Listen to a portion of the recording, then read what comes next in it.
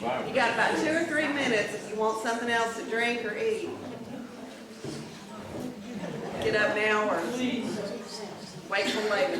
Won't you let Carleton get up there and practice a little bit before we get Oh, to he real needs thing? no practice.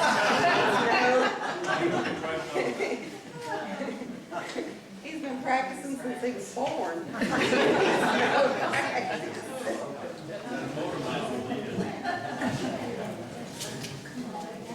Okay, everybody got their phones off. And how many have never been to a museum event before? Raise your hand. Everybody's been, so you pretty much know the routine. We record these so that you can purchase them later and watch it over and over and over and over.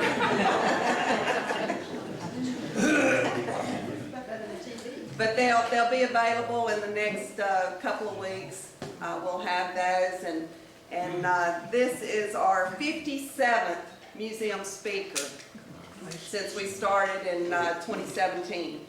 And we've had a few more events than that. I'm sorry, since 2007. Since 2000. So going on 10 years we've been doing this, for 10 years. We actually started before the museum opened. We opened in 2008. So we do have a very good collection of oral history. A lot of people like to come and purchase those because they are something to really hang on to. You learn a lot from them. On some of them anyway, we learn a lot. I'm not going to guarantee this one. As you leave tonight, there's a basket right here on this table, and that has donation letters and cards in it, and I would appreciate it if y'all would pick up one of those. The museum needs all the funding we can get. We have the building next door paid for, but there's some drainage issues in the back, so we can't really do anything with that new building until we get those drainage issues taken care of. We're not looking to spend any money anytime soon, but we do have somebody looking at that to kind of give us an idea of how much that might cost. So that's kind of our main hang up right now as far as doing anything to that building. The building's paid for, it's got a new roof on it, it's got some other upgrades inside, but that drainage issue is a problem. Even with this building it does it. When we had the big flood last year, my office, which I thought was fixed, flooded. And you know, it's just an ongoing thing. In old buildings, it's always going to be an ongoing thing. Then of course our air conditioners were stolen. Who'd have thought? Yeah, a couple of years ago our air conditioners were stolen, and with the insurance we were able to buy 2 air conditioners, but 3 were stolen. So, you know, we kind of made do on that. So there are some ongoing costs with the museum. If you do Facebook, join our Facebook group and page. That's the fastest way to find out what's going on at the museum. Our next speakers are going to be, and there's a card there, you can pick one of those up. The Martin family, R.O. Machen and Charlotte Martin are going to come and talk about the Martin family, and so you know that one's going to be really good. And that one is Monday, May 8th. Those cards will be coming out soon. Then in September, we have our big fundraiser gala. Here's the cards for that. If you've never been, I encourage you to please come. That's our big fundraiser for the year, and we need all the help that we can get. We need people to donate items. We need people to come. The ladies on the board do a great job of food. So it's $25 per person, but it's well worth it. And we have this room full of great items to bid on. So please, please try to come to that. In October, we have speaker Billy Pelicakis. I can't say it. Corlew knows.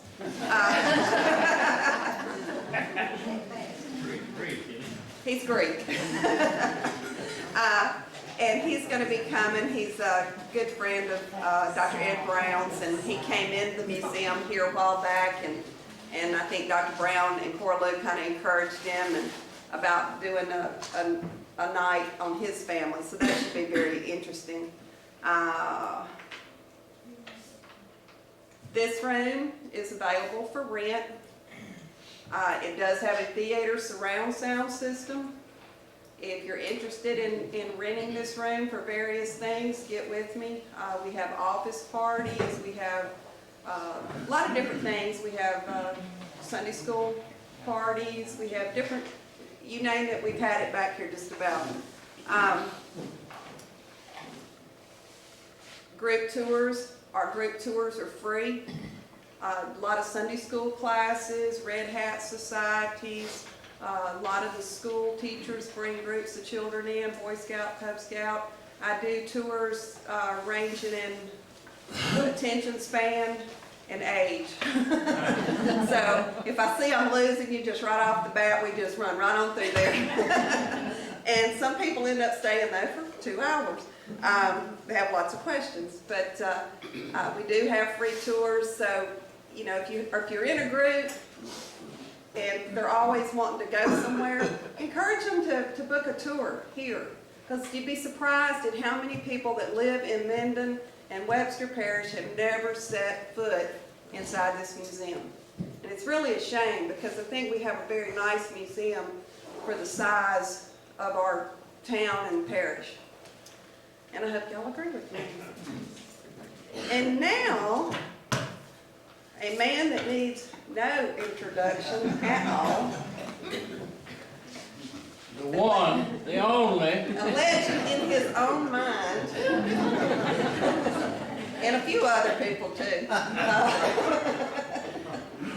Mr. Colonel Carleton Prothro.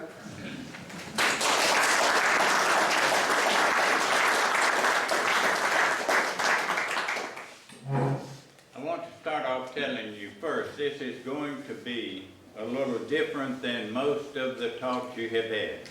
This is going to be no sad, no bad. I hope it's going to be all funny.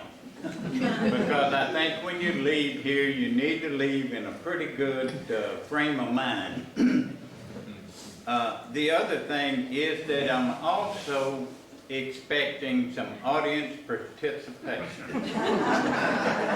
If you remember a story, because all of this, most of it anyway, 99% of it is going to be Minden athletics. And stories from that when I was, and it's dated because it was when I was there and the coaches that I was associated with. Now, when I speak of the coaches, there are an awful lot of funny stories about them. But I want you to know that none of this puts any of them down in any way. Cleve Strong's got 1,000 stories about him, and they're funny, and some of them you're going to shake your head. But he was the best basketball coach Minden ever had. He was he's in the Louisiana Hall of Fame, and was really, all of the coaches I talk about were really good, but there were some funny things that happened. So I will appreciate anybody adding anything, because Butch Williams has some things he can add, I'll tell you that. Now, to start off with, I want to tell you that when he walked in here, that was a story that I added to my repertoire. James Madden and Carleton Prothro had sons. And from 8 years old to 12, they were always on opposite teams in baseball.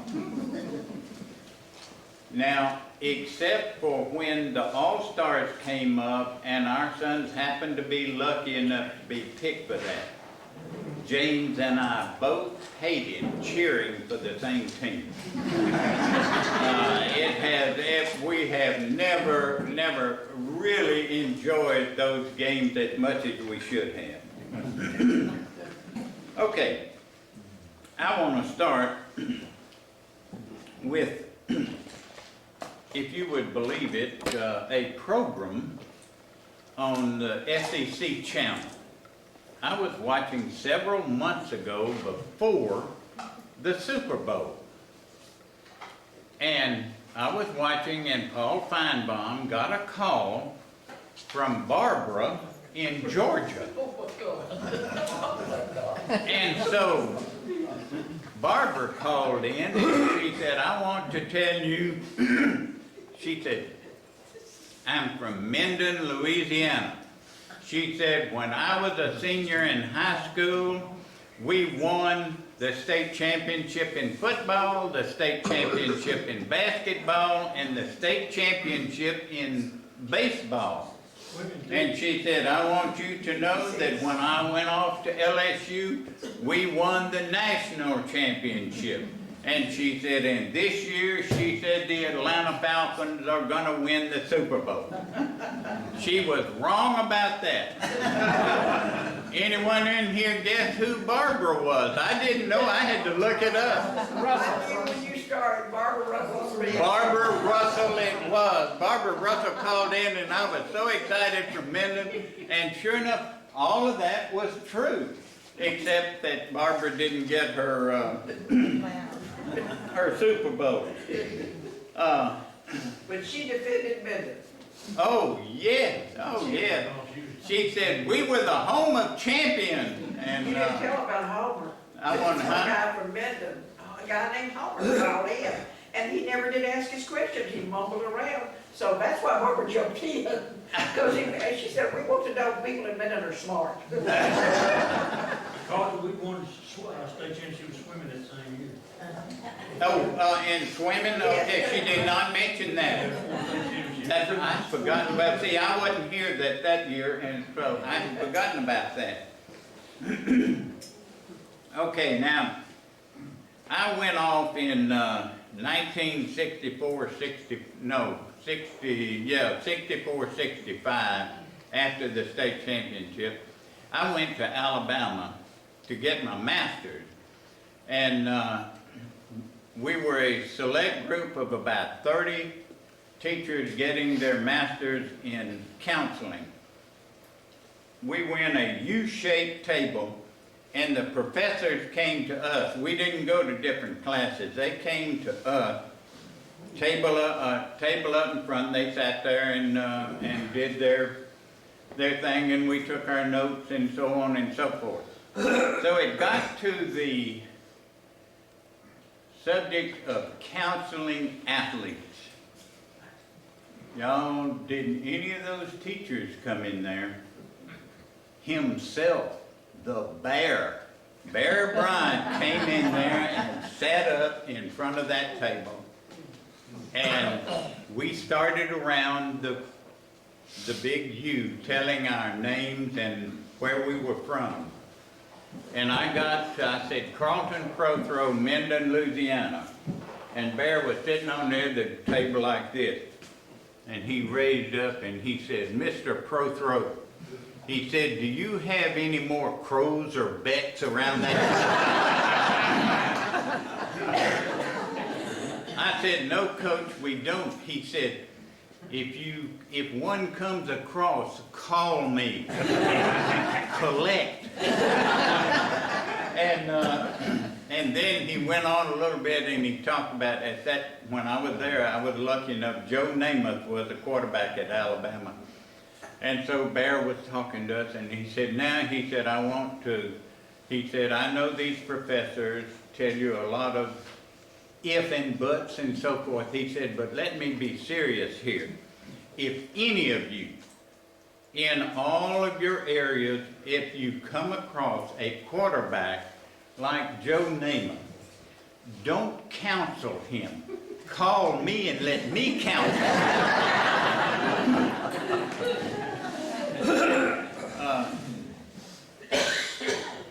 Right after the 64 championship, everybody, of course, all coaches were coming to Minden. And there are not many Arkansas graduates in Minden. only about one or two, and I happened to be one of them. The other thing was that I happened to be the person who was taking the film. I'll tell you more about filming later. So I get a call from Arkansas from, of all people at that time, just an assistant coach had played at Arkansas by the name of Barry Switzer. And Barry Switzer said, Mr. Prothro said, can you get the film of the game and bring it out to the, what's the motel north on 80, up that, what was it? The one? Yeah, I think so. That was, anyway, at that time. So, I said, yes, I could do that. So when he got into town, he called me.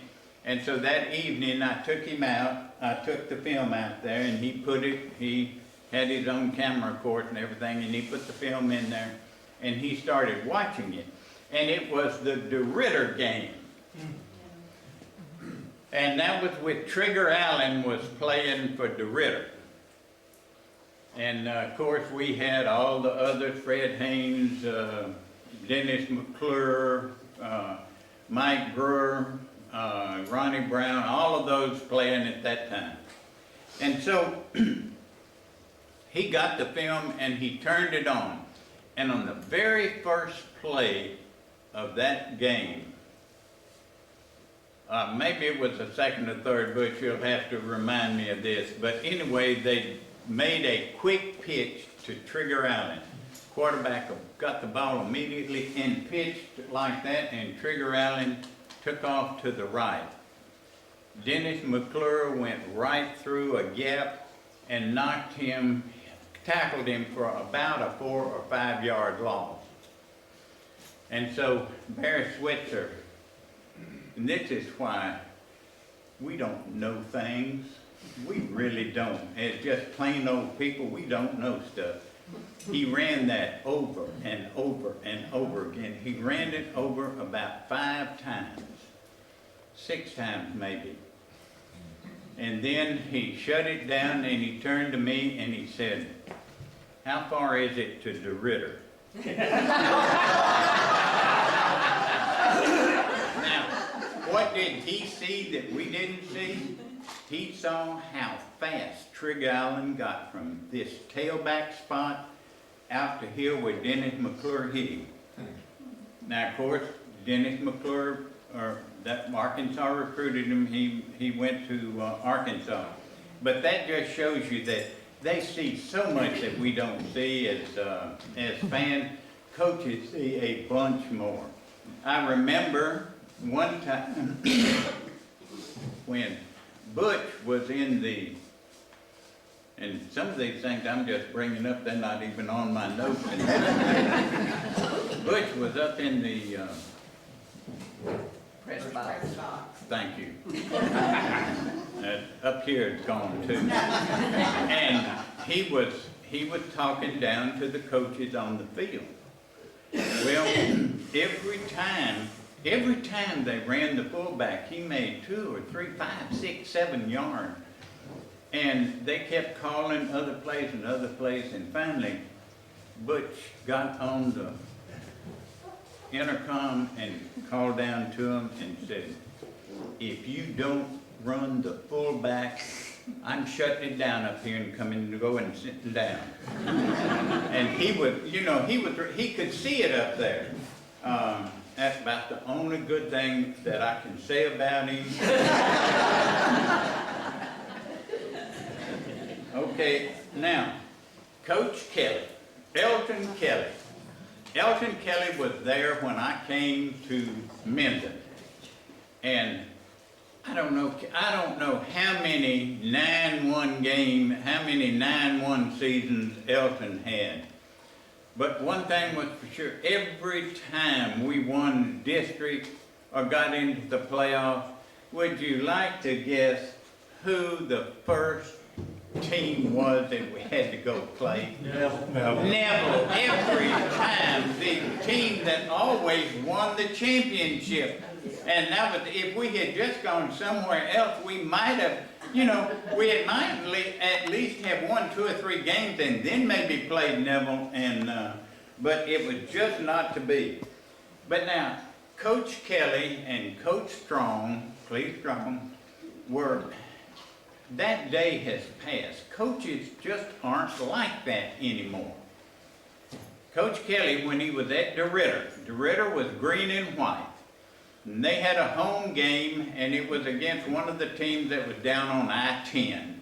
And the coach down there was Faze Mahfouz, one of Elton. They'd gone to school together, and they were really good friends. It was a home game, and DeRitter had on their solid green jerseys. They went out before the game, as they used to do, and the coaches and the officials met out there, and the home field coach presented the game ball. Kelly brings out a sack, and he reaches into that sack, and he brings out a solid green ball. Painted football exactly the same color as those jerseys that his team had on. Faze Mahfouz went straight up into the air, and Kelly just laughed and took the ball back and went back in and brought out the regular ball. But for some reason, I just don't think coaches just don't do that anymore. I was in the reserves at the time, and I had to fly, to get my flying time in, I had to fly civilian aircraft.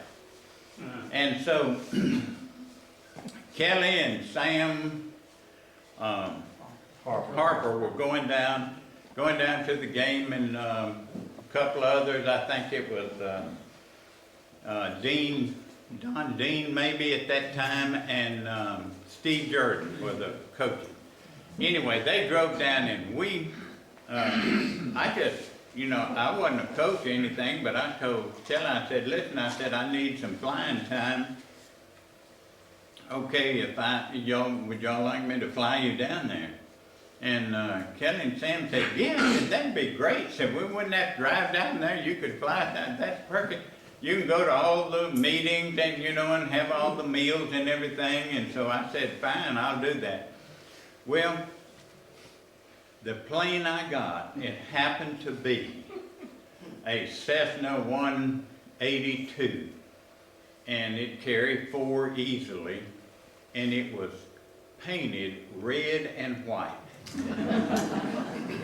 When we got to Lake Charles, Kelly had one of his friends from another school come out to pick us up. And Kelly says, how you like our airplane?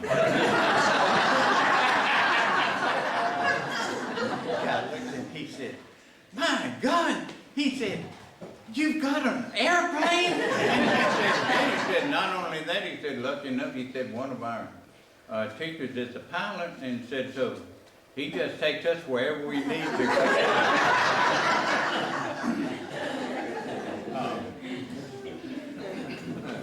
Then I want to tell you a story. This is one now that was told to me, and the guy's here, and he swears it's truthful, so it's true.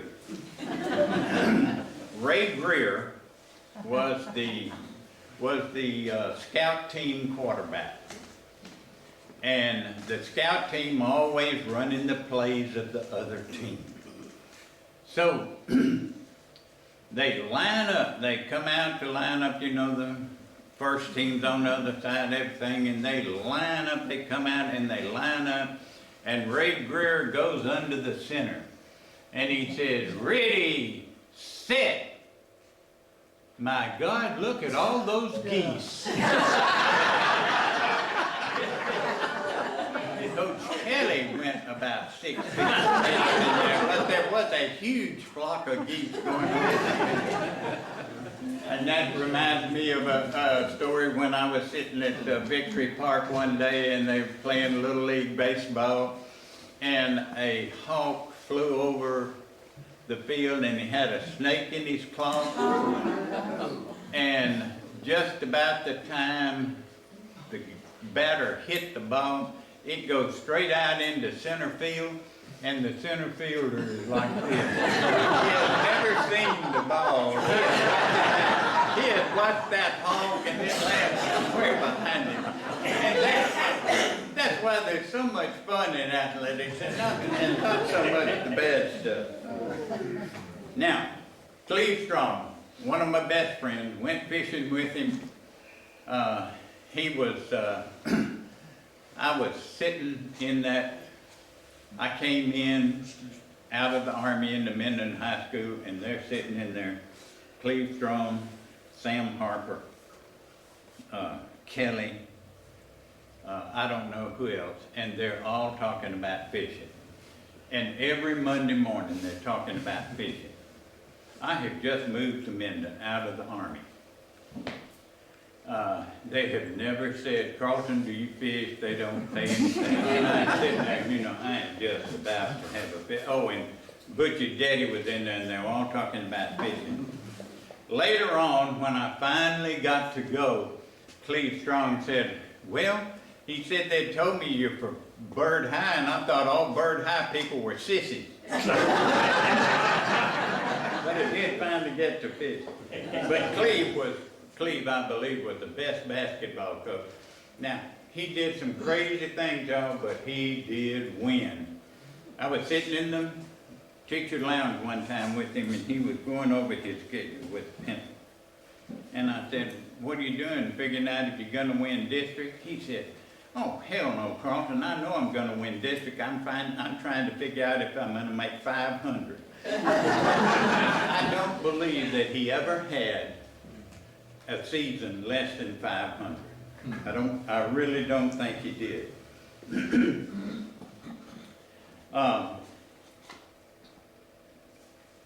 Let's see, I've got to get my glasses out to look out what I wrote down here. One of the things was this game at Simsboro. Now this was before I came to Minden. He took his team to Simsboro tournament, and they played so bad and got beat so bad, and they went in the dressing room, and he closed the door, and he said, get dressed. And he opened up the window, and he said, you're not going out and embarrass yourselves in front of all those people. You're crawling out the window and going and they did. Yeah, good. You were there, it was not Simsboro, it was Dorcheat, and I was one of the ones going through the window. Okay, someone told me Simsboro, so He said, we don't want to go out there and embarrass your folks out there waiting on you. You know, all the parents are just sitting there waiting on us. They're sure all the bus, I'm going home. Okay, and then one of the things that I was a witness to that I just always loved.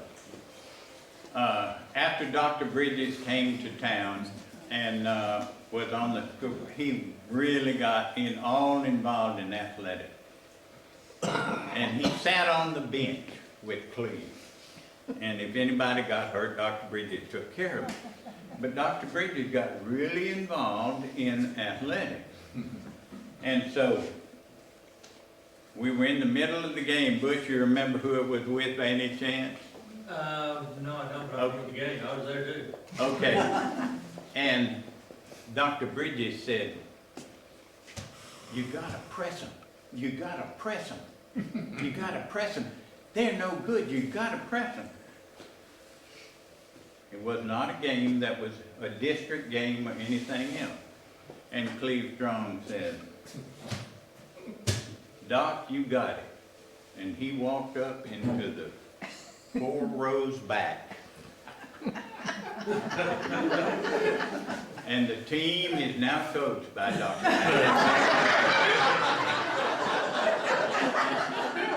And Dr. McIntyre Bridges put the press on. And they pressed them the rest of the first quarter, and they pressed them the second quarter, and they pressed them the third quarter. At about the start of the fourth quarter, They are absolutely pressed out. And the other team starts coming back. Our kids were, their tongues were dragging. They had been running from one end to the other. And the other team started going in. Scoring. Game got closer and closer and closer. And Dr. Bridges turned around and looked up at Cleve, and Cleve said, "You got it, Doc." And we lost that game. But Doc Bridges never coached another game. Another suggestion about how it should be done. Then, of course, his best friend, he had played college basketball with him, was Bob Carson. Bob Carson coached at Dorcheat and Cleve at Minden. And they were really best friends, but they were also extremely competitive. And they early on made a rule between them and said, okay, we are not going to talk after the game, regardless of who wins. We're not going to talk. We'll go fishing in the morning. And that is what they did. And one time they were playing in, but that did not have to do with the wives, of course. And one time they were playing in Dorcheat, and Minden got ahead, and Cleve went into the four corners, which you could use at the time, because they were ahead by just a couple of 3-point, and went into the four corner, you know, just holding the ball, because there was no time limit at that on how long you could hold it. And so it was obvious Minden was going to win, and Margaret Carson got up from the other side, walked all the way around right in front of Cleve Strong and said, "That's a hell of a way to win a basketball game."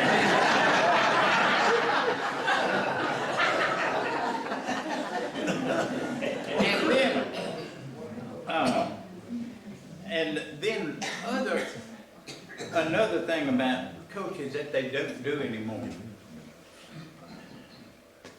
Spring Hill was coached by Buddy Barnett, and Cleve was coaching Minden. And they both got into the playoffs. Spring Hill went and played Neville, and Neville beat them. And Buddy Barnett came back and called Cleve and said, "Bring your team up to Spring Hill Sunday afternoon. We'll run the Neville offense and you can practice against it." And I thought, they don't do that anymore, They don't do stuff like that. And it saddens me that they can't be friends. They are competitors all the time. All right, now I'll talk about my good friend who has just passed away, Jimmy Stewart. One of the nicest men I've known. I said there was going to be nothing sad, but he passed away just, Friday or Saturday. The thing I always loved about listening to Jimmy Stewart, he was a really great pitcher. And his brother was a great pitcher and had a really good chance at the majors, but he was killed in a car wreck. Jimmy was a really good pitcher, and he would, after he got through summer baseball, he would come, and usually Cleve would hire him to teach math, because Jimmy was a good math teacher, and so he would teach about half a year or so, and then go back, to the minor leagues. Well, while he was here to make extra money, of course, he coached basketball. And he was coaching a game, and what does he do but the team scores, and he says, to indicate 2.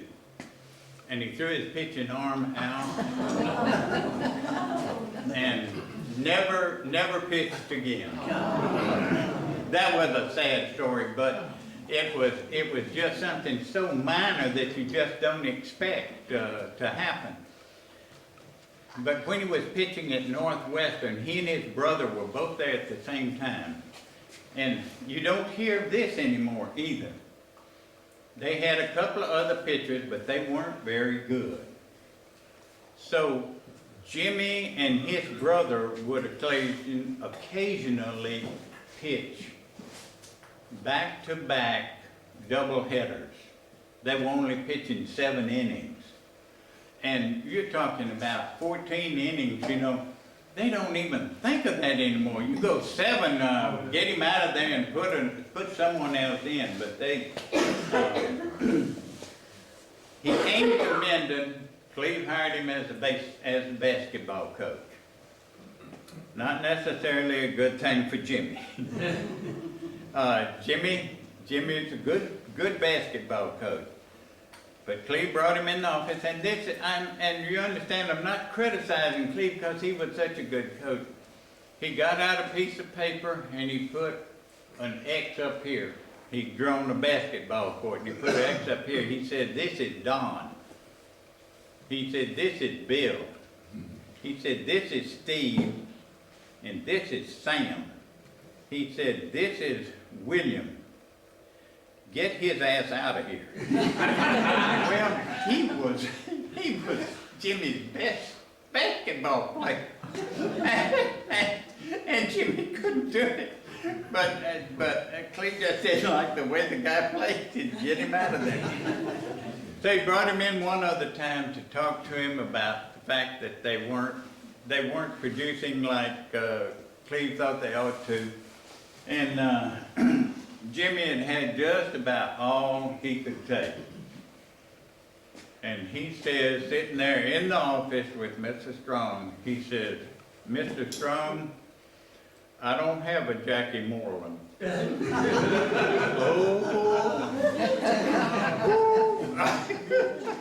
Cleve had gone ballistic on that one. Which reminds me, went ballistic on Mr. Hoot. The only time a principal's ever thrown me out of his office. We went in to try to convince him that we needed to have the graduation down in the stadium, and he was violently opposed to it. And I was being just like I always am, you know, really laid back and everything.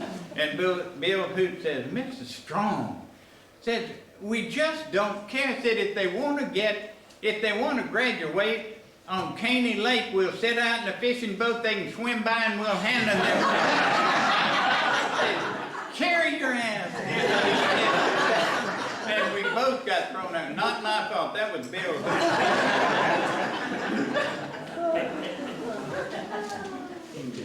Okay, then, of course, one of our assistant coaches was Al Sanders, and his son Guy. Most of these guys you know I'm talking about are dead now. But Al Sanders was coaching, and Guy was on the team. It was the B team, I think. And Guy ran out, Guy hit him right in the hand with a pass, and he dropped it. And Al said, "Run it again." And they ran it again, out right in his hand. Guy dropped it. He comes back, and his daddy, he starts to get in the huddle, and his daddy just kicks him in the behind, knocks him down. And Guy gets up, and they run it again. Guy leaps up in the air and grabs that ball with one hand and brings it down, catches it, and Al says, "Now that's coaching."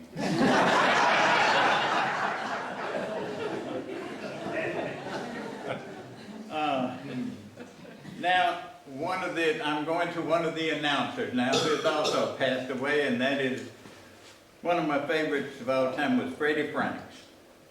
Freddie was a really good announcer, but he was so partisan. He was so, huh? Oh, is Freddie still? Okay, Freddie's still with us, okay. I'm sorry. I thought everybody else I know's gone running. So, Freddie Frank's one of the best announcers we ever had, but he was so partisan, Minden, it just wasn't. one night he was up there and, you know, he's on that mic and a dog runs out onto the field. And Freddie Frank said, "Oh, look, one of the official seeing eye dogs has gone."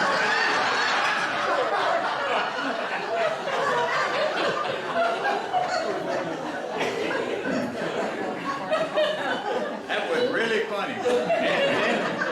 And then not too many games later, the team we were playing was running a sweep, and our linebacker was coming up with a sure shot at him for just a short, if no gain. And the opposing player just rolls up a clip on him, just fierce. And the guy went on down the field for a very long game. And Freddie Frank said, "In case you didn't see it, there was a clip back here." And they're, you know, getting everything ready down there to start the field.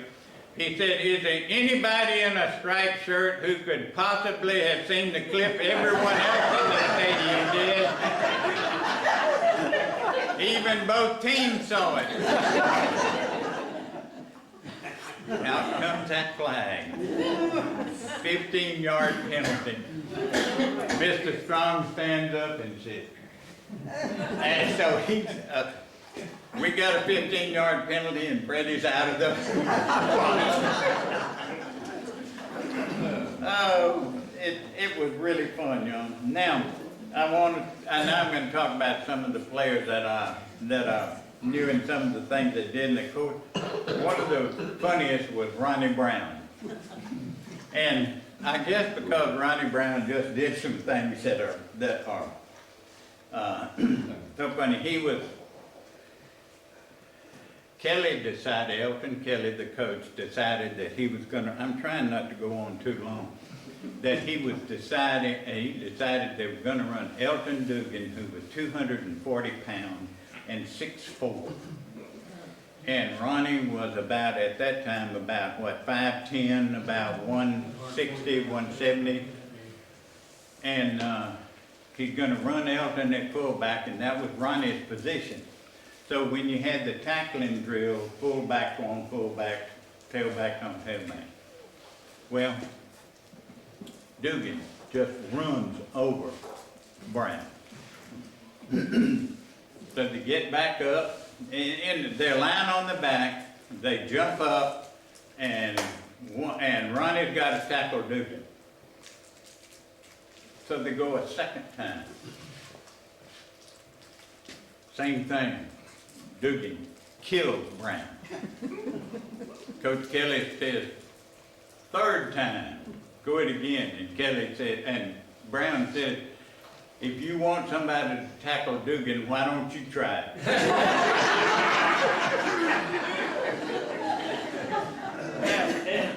Now that was a lead off into when he was playing for Louisiana Tech and they were playing Alabama. And Brown is a defensive end, wasn't he? Defensive end at about 180, 190? Yeah, about 185. Okay, about 185, and he is against a 220-pound All-American tackle at Alabama. And he is killing Brown. He's killing him. And they called timeout, and the coach, I can't remember who Brown told me it was. And he gets them all in the huddle, and he said, "Brown," he says, "you've got to take that guy on and stop him. You got to knock him down." And Brown says, "Coach, if you think you can knock him down, you go in there."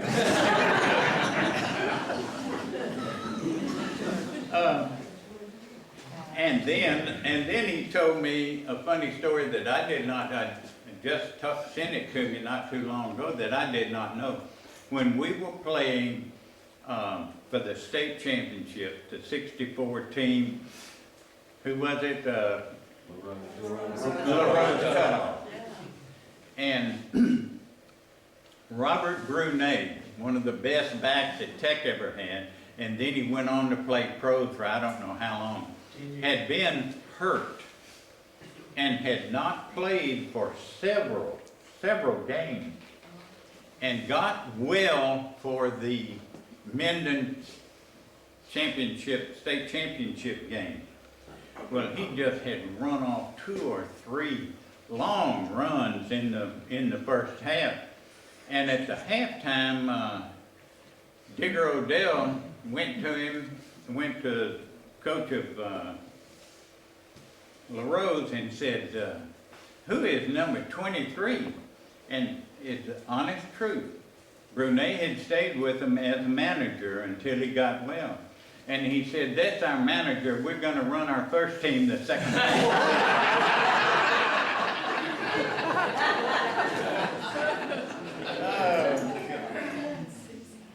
Okay, and then one of my favorites of all time, Bunge Hudson.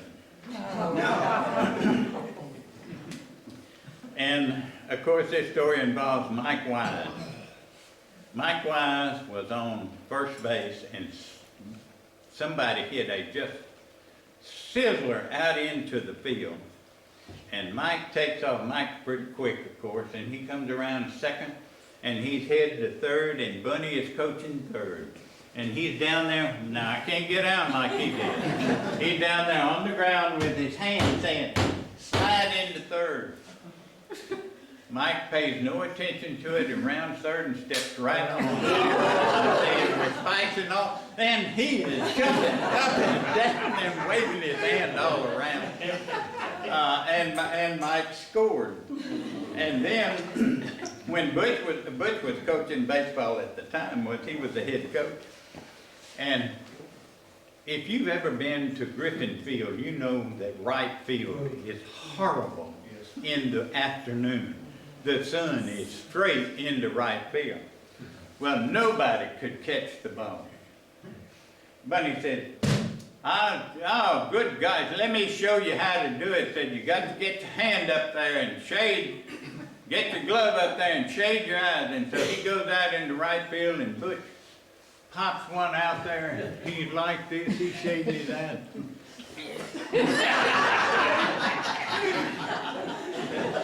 He did not talk to anyone after that about right field. When, with that 64 team, we had about four, maybe 5, I do not know how many, were taken at that time. Now, Bill Yeoman, I think his name was coaching at University of Houston. And they were pretty, well, as Lee Estabrook said, they didn't do everything quite right at that time. And so they brought all of these 4 kids, or 5 or 3 or whatever it was, down to Houston. I'm not going to name any names. If you want names, you can pay me extra. They got to Houston, and they got out of whatever conveyance they were in, whether it was a bus or an airplane or whatever. And there was an alumni standing there, and he gave them, each one of them, $50. One of the guys said, I had never seen a $50 bill in my life. And with that, as soon as that guy left, the football player who was going to take them around said, each one of you give me the $50. Everything is going to be provided in the hotel. And they were staying in the Shamrock in Houston. And so, sure enough, he had provided all the beer in the rooms, everything, food, beer, everything else was paid for by that. Well, that was all good, except that the coach told him one other thing, said, if there's anything you need, just charge it to your room. So, before the big gathering that they were going to have, one of them went down and bought a suit and charged it to his room.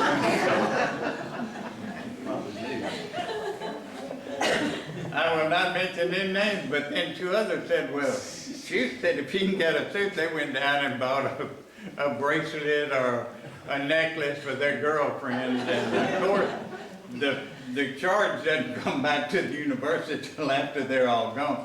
And I don't know what they said about that suit, because you know a suit in the Shamrock was not cheap. Now I'm gonna get off a little bit to, how many of you know Keith Mitchell and his wife Brenda? Okay, Brenda graduated in '76.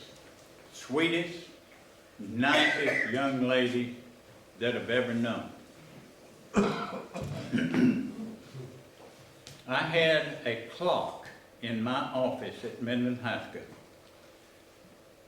given to me by the Coca-Cola company, and I was so proud of it, and I put it up behind my desk, and I always knew what time it was. I just had to come in and look at the clock. Brenda Mitchell, of all people, I don't know what possessed her. She went in and stole my clock. Then she got to feeling so bad, she said, I've got to take it back. But she said by then you had gotten on the foghorn and announced to everybody that who had your clock, and she said, I was so afraid. And she said, and I did not know about it until, let's see, '06. '06, when she finally admitted that she had stolen my clock. And I never would have believed it. And she is just like Bill Wiley, one of the best students I ever had. Clarence Wiley's son.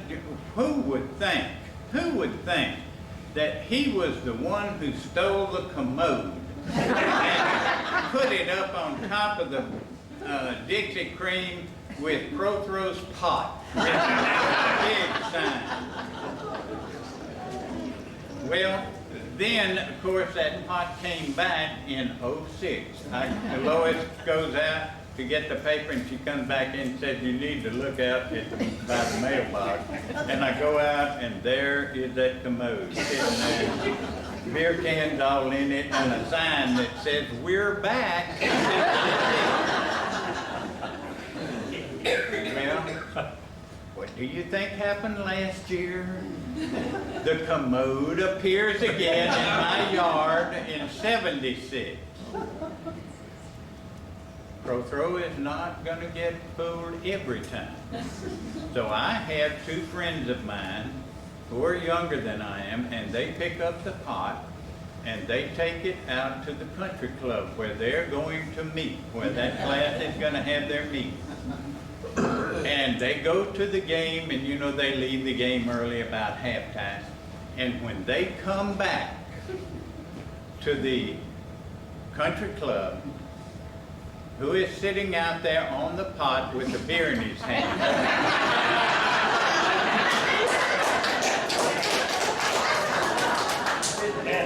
Oh, I mean, that's all I have, unless any of you have anything. I've been, oh my good gosh, it's longer than I thought. Anyway, I enjoyed it again. It's always been so much fun being here. The best thing ever happened to Lois and I was to move to Minden. Why did you? Why did you? Came out of the Army, and I had a teaching job. I was granted a teaching job in Minden after I got out of the Army, and came. Silent place at lunch. Marty, I had a teaching job in Columbus, Georgia, right there in Fort Penny, but I didn't want to stay there. I'd rather come back. Lois lived in Haynesville, or her parents were in Haynesville, and mine were in Minden. So we came back to Minden, thank goodness. Thank you so much.